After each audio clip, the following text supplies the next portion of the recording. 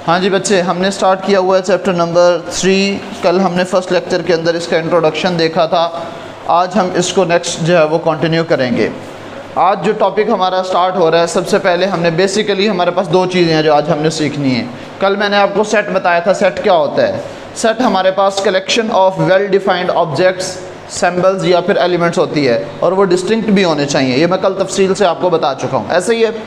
अच्छा जी, फिर मैंने आपको कल बताया था कि कल इंशाल्लाह हम डिस्कस करेंगे, कल मतलब आज हम डिस्कस करेंगे कि सेट्स को रिप्रेजेंट करने के मेथड्स कितने हैं और वो कौन कौन से हैं। ठीक है, 3 मेथड्स हैं बेटे किसी भी सेट को रिप्रेजेंट करने के। आज हमने 1 बाय 1 डिस्कस करना है। दूसरी चीज़ मैंने जो आपको बताई थी वो ये बताई थी कि हमने ये देखना है कि टाइप्स ऑफ सेट्स क्या हैं, सेट कितनी किस्म के होते हैं और वो कौन कौन सी हैं। आज हम वो भी डिस्कस करेंगे। तो आज के लेक्चर के अंदर हमारे यही 2 टॉपिक्स हैं जो मैंने ऑलरेडी यहाँ पे लिखे हुए हैं, सिर्फ आप लोगों को समझाने हैं। टाइम जो कि ज़्यादा लगना था लिखने के लिए, इसलिए मैंने ऑलरेडी जो है वो लिख दिए हैं। सबसे पहले ways of describing a set, किसी एक सेट को डिस्क्राइब करने के, राइट करने के, लिखने के, एक्सप्रेस करने के, जाहिर करने के, बयान करने के कितने मेथड्स हैं या कितने तरीके हैं। नंबर 1 बच्चों, 3 मेथड्स होते हैं। First one is descriptive form या डिस्क्रिप्टिव मेथड। किसी भी सेट को अगर हम स्टेटमेंट की शक्ल में, वर्ड्स की शक्ल में एक्सप्लेन करें तो उसे हम क्या कहते हैं बेटे? डिस्क्रिप्टिव मेथड कहते हैं। ठीक है, डिस्क्राइब्ड इन वर्ड्स, यानी कि हमारे पास एक ऐसा सेट जिसके अंदर हमने क्या करना है, हमने सेट को वर्ड्स की शक्ल के अंदर जो है वो लिखना है। सेट को वर्ड्स की शक्ल में जो है वो लिखना है, स्टेटमेंट की शक्ल में लिखना है। उस सेट को हम क्या कहते हैं बच्चों? डिस्क्रिप्टिव फॉर्म, या उस सेट की रिप्रेजेंटेशन को या डिस्क्रिप्शन को हम क्या कहते हैं? डिस्क्रिप्टिव फॉर्म कहते हैं। ठीक है बच्चे, मिसाल दी है मैंने यहाँ पे। फॉर एग्जांपल, एक हमारे पास सेट है जो कि सेट ऑफ इवन नंबर्स है। तो अब मैंने यहाँ पे इवन नंबर्स तो नहीं लिखे और उसको सेट बिल्डर नोटेशन में भी नहीं लिखा। मैंने किस फॉर्म में लिखा है? एक स्टेटमेंट लिख दी है कि ई हमारे पास एक ऐसा सेट है जो सेट ऑफ इवन नंबर्स पर मुश्तमिल है। सिमिलरली एक और एग्जांपल दी है, एन एक ऐसा सेट है जो कि सेट ऑफ नेचुरल नंबर्स पर मुश्तमिल है। मैंने सेट को वर्ड्स की शक्ल में लिखा है ना, लिहाजा ये सेट को लिखने का कौन सा तरीका है? Descriptive method. इसको हम क्या कहते हैं? डिस्क्रिप्टिव मेथड कहते हैं। बात समझ में आ रही है बच्चे? उसके बाद दूसरा जो हमारे पास मेथड है उसको हम कहते हैं टेबुलर फॉर्म, जिसको हम क्या कहते हैं बेटे? Tabular form. टेबुलर फॉर्म हमारे पास बेटे सेट को लिखने का ऐसा तरीका है जिसके अंदर हम क्या करते हैं? सेट के अंदर मौजूद तमाम एलिमेंट्स को लिखते हैं। मिसाल के तौर पर उसने कहा set described bye listing it's elements और मेंबर्स। अगर हम सेट को इस तरह से लिखें कि उसके अंदर जितने मौजूद एलिमेंट्स हैं उन तमाम एलिमेंट्स को 1 बाय 1 लिखा जाए, उस मेथड को हम क्या कहते हैं बेटे? टेबुलर फॉर्म कहते हैं। देखो इसी दोनों एग्जांपल्स को मैंने यहाँ पे दोबारा से लिख दिया है। यहाँ पे मैंने क्या लिखा था? Set of even numbers. कौन कौन से हैं मैंने यहाँ पे नहीं बताया, लेकिन अब यहाँ पे मैंने एग्जैक्ट वो नंबर्स भी लिख दिए हैं। ठीक है, तो ये हमारे पास जो फॉर्म है इसको हम क्या कहते हैं बेटे? टेबुलर फॉर्म या टेबुलर नोटेशन जो है वो आप कह सकते हैं। 2, 4, 6, 8, 10 ये सारे के सारे इवन नंबर्स हैं ना बच्चे। तो यहाँ पे मैंने स्टेटमेंट की फॉर्म में लिखा था और यहाँ पे मैंने किस फॉर्म में लिखा?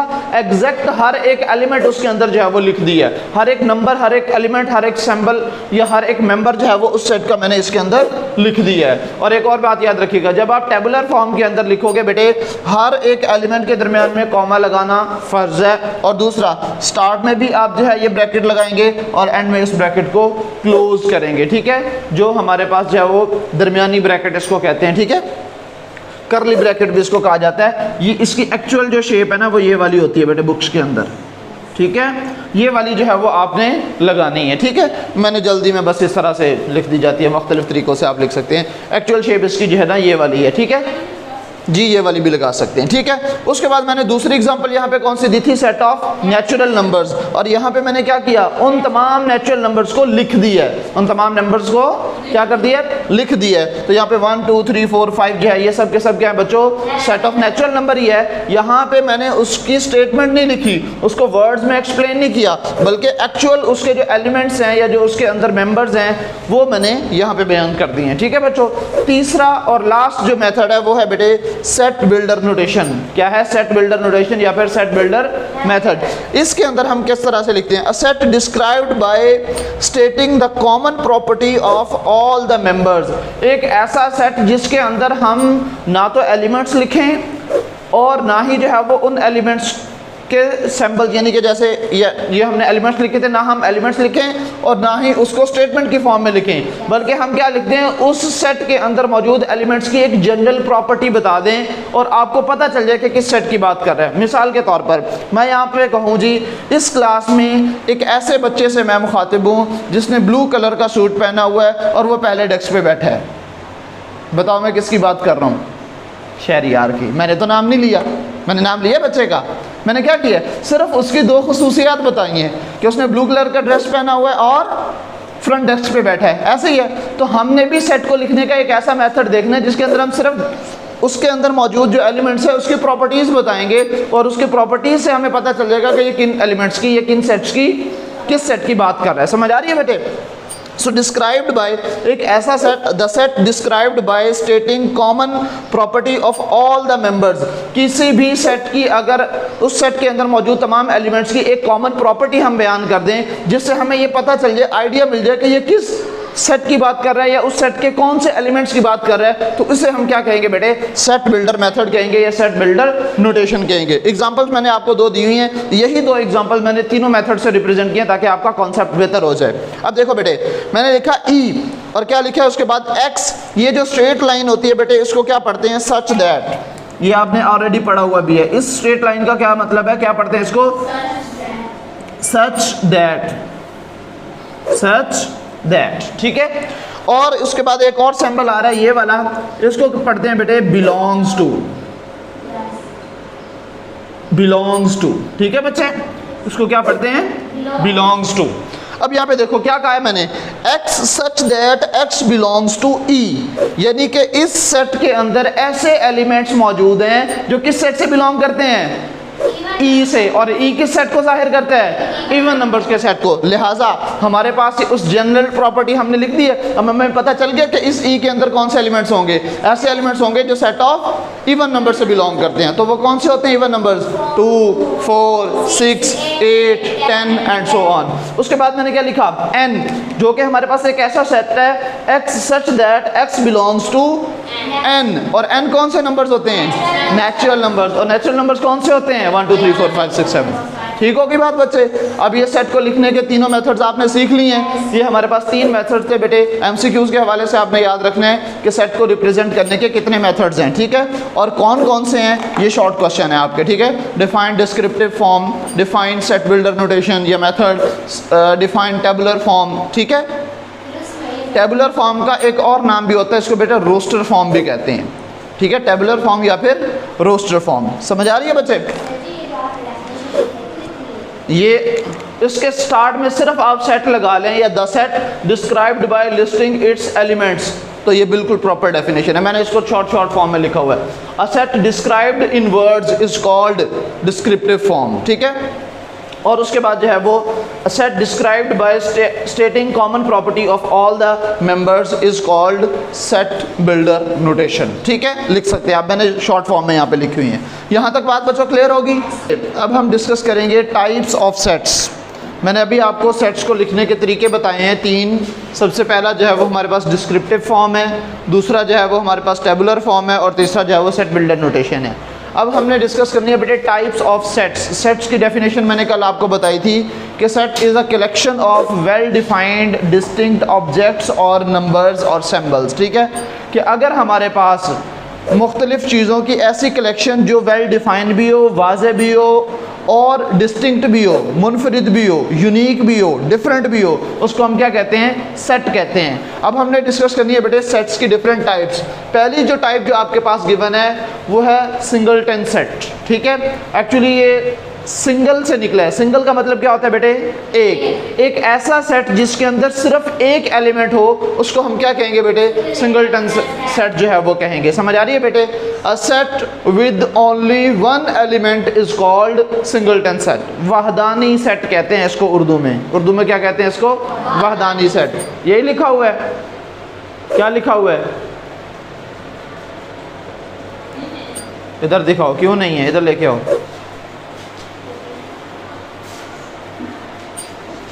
कह रही है ही नहीं है, पता नहीं कहाँ देख रही है।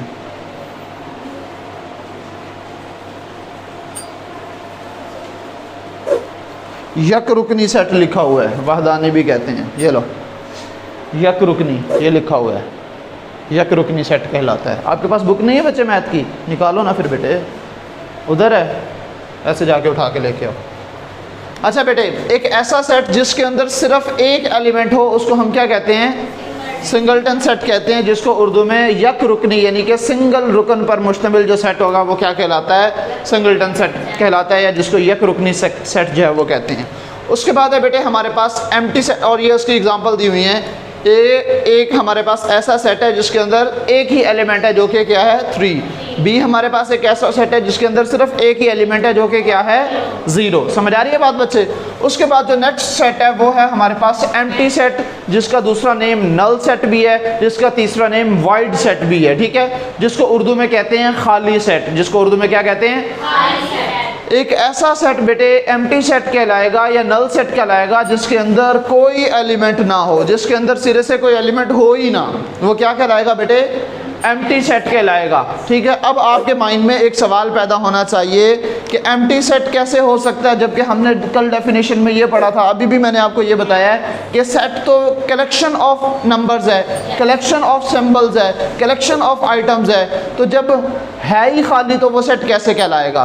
तो एक्चुअल में बेटे ये इस्तेमाल होता है जब हम दो इक्वल सेट्स को माइनस करते हैं तो उससे हमें जो रिजल्ट मिलता है वो बिल्कुल एक एम्प्टी सेट होता है, यानी कि उससे कोई रिजल्ट नहीं मिलता, खाली मिलता है। ठीक है, कोई आंसर नहीं आता। दो इक्वल सेट्स, मिसाल के तौर पर ए हमारे पास एक सेट था बच्चों, उसके एलिमेंट्स हैं 1, 2 और 3, और बी भी हमारे पास एक सेट है जिसके एलिमेंट्स हैं 1, 2 और 3। जब मैं a माइनस बी करूँगा तो बेटे क्या होगा? 1, 2, 3 माइनस 1, 2 और 3। जब मैं 1 को 1 से माइनस करूँगा तो क्या बचेगा? कुछ भी नहीं, ये इससे कैंसिल हो जाएगा, ये इससे कैंसिल हो जाएगा, ये इससे। इस तरह से कैंसिल करना नहीं है, ये आपको समझाने के लिए कर रहा हूँ कि 1 माइनस 1, 2 माइनस 2, 3 माइनस 3, तो क्या बचा? बचे कुछ भी नहीं बचा ना। तो लिहाजा यहाँ पे हमारे पास ये आ जाएगा एम्प्टी। ये जो सेट बना है इसको हम कहते हैं बेटे एम्प्टी सेट। इसको हम क्या कहते हैं? एम्प्टी सेट, जिसको उर्दू में क्या कहा जाता है? खाली सेट कहा जाता है। ठीक है बेटे, बात समझ में आ रही है? एक ऐसा सेट जिसके अंदर कोई एलिमेंट ना हो उसको हम एम्प्टी सेट कहते हैं, या उसको नल सेट कहते हैं, या उसको वॉइड सेट कहते हैं। ठीक है बेटे, ये उसकी एग्जांपल दी हुई है। सी हमारे पास एक ऐसा सेट है जिसके अंदर कोई एलिमेंट नहीं है, सो सी इज एन एम्प्टी सेट। ठीक है, सिमिलरली डी भी हमारे पास एक सेट है जिसके अंदर कोई एलिमेंट नहीं है, ये भी एम्प्टी सेट है। और ये बात आपने लाजमी याद रखनी है कि एम्प्टी सेट को बेटे दो सिंबल से जाहिर किया जाता है, एक ये वाला साइन और एक खाली ब्रैकेट्स। ठीक है, ये जो हमारे पास एम्प्टी सेट का सिंबल है जिसको हम फाई कहते हैं, क्या कहते हैं बच्चे? फाई कहते हैं, जो कि एम्प्टी सेट को जाहिर करने के लिए इस्तेमाल होता है। बात समझ में आ रही है बच्चे? उसके बाद जो नेक्स्ट हमारे पास टाइप है, थर्ड टाइप, जो कि क्या है? Equal sets. इक्वल सेट्स को उर्दू में कहते हैं मसावी सेट्स। ठीक है, इक्वल कहते हैं मसावी को, बराबर को। ठीक है, दो सेट्स बेटे कब इक्वल होंगे? जब दोनों के अंदर एलिमेंट्स भी एक जैसे हों और तादाद भी बराबर हो। दो कंडीशन है बेटे। मैं ये कहूँ अहमद और शहरियार जो है ये बराबर हैं, तो इसका मतलब ये है कि इनकी एज भी बराबर होनी चाहिए और इनकी हाइट भी बराबर होनी चाहिए, तब हम कहेंगे ना कि अहमद और शहरियार क्या हैं? बराबर हैं। लिहाजा दो सेट्स भी तब इक्वल होंगे जब दोनों सेट्स के अंदर जो एलिमेंट्स की तादाद है वो भी बराबर होनी चाहिए और जो एलिमेंट्स हैं वो भी बराबर होने चाहिए। डेफिनेशन देखिएगा बेटे, two sets A and B are equal if they have exactly same elements। ये बात याद रखनी है, if they have exactly same elements मतलब दोनों के अंदर एलिमेंट्स हूबहू एक जैसे होने चाहिए। अगर पहले सेट के अंदर 1 है तो दूसरे सेट के अंदर भी 1 होना चाहिए, अगर पहले सेट के अंदर 2 है तो दूसरे सेट के अंदर भी 2 होना चाहिए, अगर पहले सेट के अंदर 3 मौजूद है तो दूसरे सेट के अंदर भी 3 होना चाहिए। लेकिन तरतीब कोई ज़रूरी नहीं है कि उसी तरतीब से हो। देखो अब यहाँ पे 1 2 3 2 1 3, अब आप कहेंगे ये यहाँ पे तो 1 2 3 है, इधर 2 1 3 है, लिहाजा ये इक्वल नहीं है। बेटे ये इक्वल नहीं है, हमने सिर्फ दो कंडीशंस रखी हैं। एलिमेंट्स की तादाद बराबर होनी चाहिए। पहले सेट में कितने एलिमेंट्स हैं? 3। दूसरे सेट में कितने एलिमेंट्स हैं? 3। दोनों में तादाद बराबर है। अच्छा, पहले सेट में 1 है, दूसरे सेट में भी 1 है, पहले सेट में 2 है, दूसरे सेट में भी 2 है, पहले सेट में 3 है, दूसरे सेट में। इसका मतलब यह है कि तादाद भी बराबर है और एलिमेंट्स भी एग्जैक्टली सेम है, सिर्फ ऑर्डर चेंज है, उससे फ़र्क ही नहीं पड़ता। लिहाजा ए और बी दोनों क्या होंगे बेटे? इक्वल सेट्स होंगे। और दो इक्वल सेट्स को जाहिर करने का ये तरीका है बेटे, ये आपने याद रखना है। ठीक है, जब दो सेट्स ऐसे मौजूद हो जिनके अंदर एलिमेंट्स की तादाद भी बराबर हो और एलिमेंट्स भी बराबर हो, सेम हो, यानी कि एग्जैक्टली सेम हो, तो हम कहते हैं ये इक्वल सेट्स हैं। और इक्वल सेट्स को इस तरह से लिखा जाता है, A is equal to B। बात क्लियर होगी बेटे? उसके बाद है हमारे पास इक्विवेलेंट सेट्स। अब इस इक्विवेलेंट सेट्स को बच्चे मिक्स कर देते हैं आमतौर पर, इक्वल और इक्विवेलेंट सेट्स को। याद रखिएगा बेटे, इक्वल का मतलब यह है कि हर लिहाज से बराबर, एग्जैक्टली सेम, तादाद भी सेम है, एलिमेंट्स भी सेम है। जबकि इक्विवेलेंट सेट्स के अंदर सिर्फ तादाद बराबर होगी, एलिमेंट्स एक जैसे होना जरूरी नहीं है। देखो बच्चे, two sets A and B are equivalent if they have equal number of elements। उसने ये नहीं कहा कि exactly same elements, उसने क्या कहा? if they have equal number of elements, elements की तादाद बराबर होनी चाहिए। देखो मिसाल देता हूँ, पहले सेट के अंदर एलिमेंट्स कौन कौन से हैं? A, B और C। कितने एलिमेंट्स हैं? 3। दूसरे सेट के अंदर एलिमेंट कौन से हैं? 1 2 3। ये सेम तो नहीं है ना, लेकिन तादाद तो बराबर है। इसमें भी 3 एलिमेंट्स हैं, इसमें भी 3 एलिमेंट्स हैं, लिहाजा A और B इस केस में क्या होंगे? इक्विवेलेंट सेट्स होंगे, इक्वल सेट्स नहीं होंगे। समझ आ रही है बात? अच्छा, इक्वल सेट्स को लिखने का तरीका बेटे यह है, A is equal to B। जबकि इक्विवेलेंट सेट्स को लिखने का तरीका यह है, A और इसके दरमियान में मद लगा देनी है आपने। ओ अलिफ मद नहीं होती, ठीक है? तो ये हमारे पास दरमियान में ये साइन आ जाएगा और B, और इसको पढ़ेंगे कैसे? A is equivalent to B, A is equivalent to B, और इसको क्या पढ़ेंगे? A is equal to B। समझ आ रही है बात बेटे? क्लियर होगी बात?